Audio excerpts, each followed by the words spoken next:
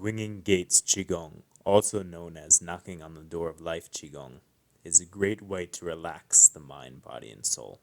So what we're doing here is utilizing the force of our legs and our energy body to swing our arms completely relaxed against our kidneys, which houses the Jing, the physical life force energy from our ancestors. We then use our legs and our energy body to swing all the way over the shoulder. The intention here is to utilize as little energy as possible, becoming like a wave and splashing downwards with the energy, not against the energy.